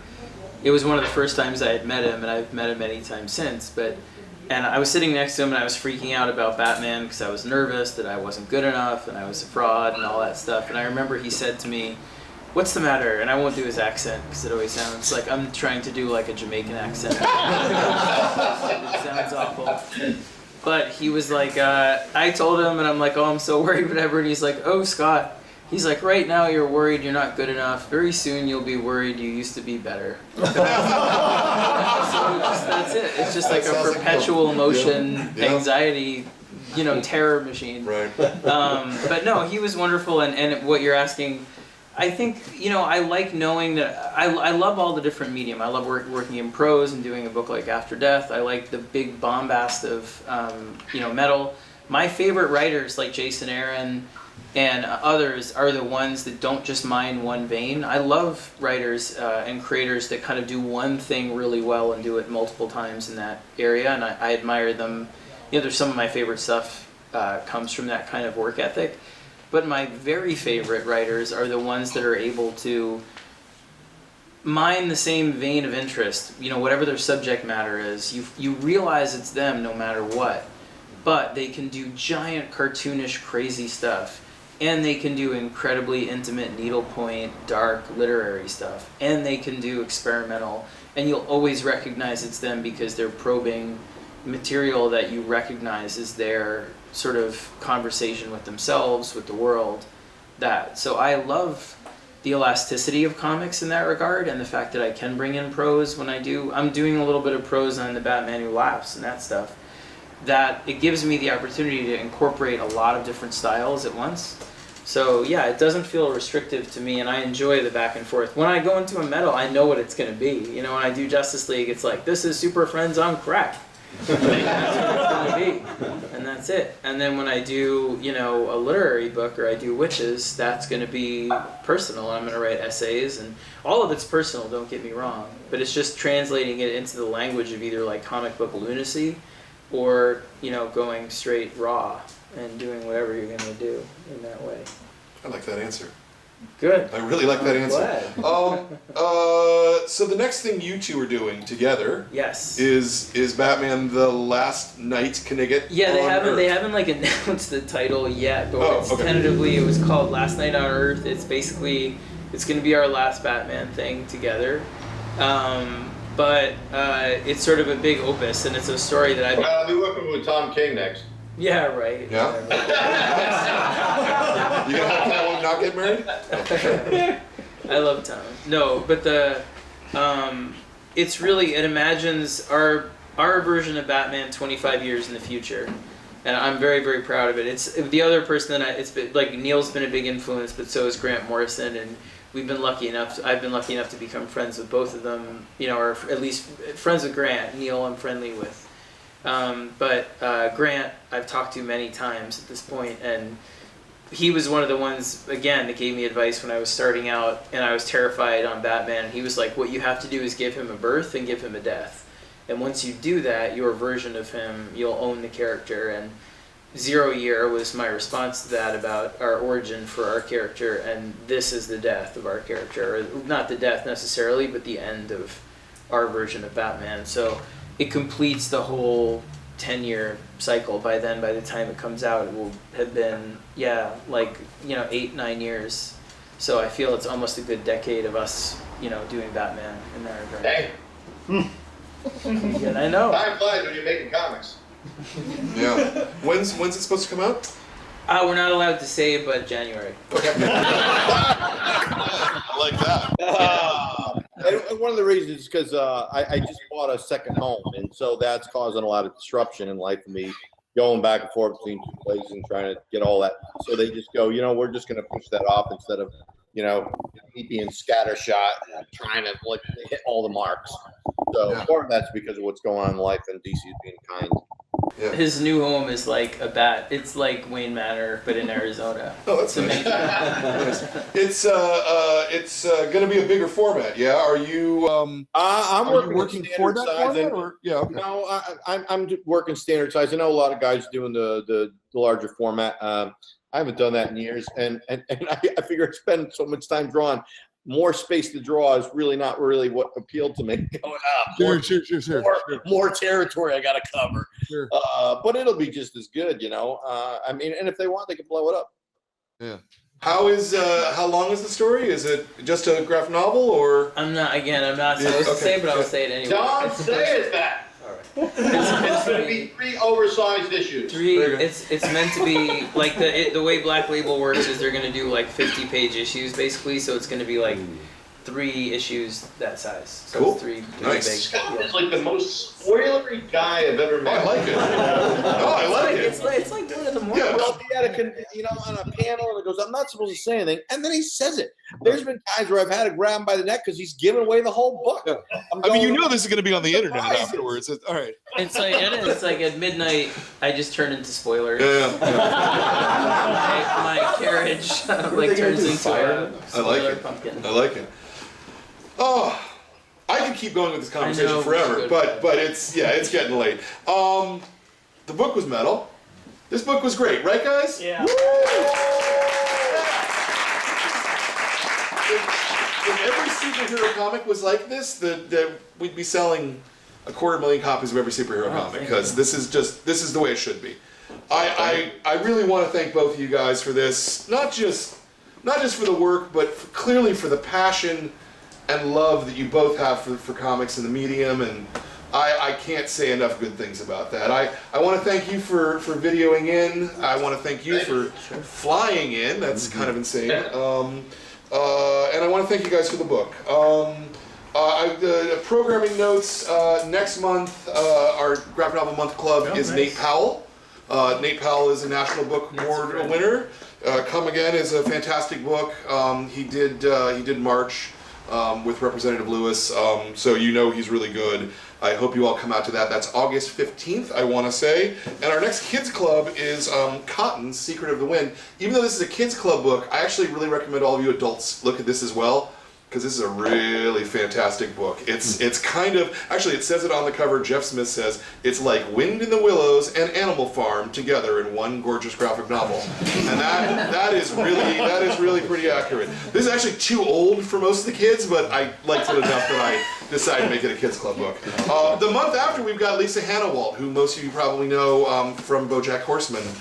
She's going to be the next adult club. So we've got a good lineup coming up.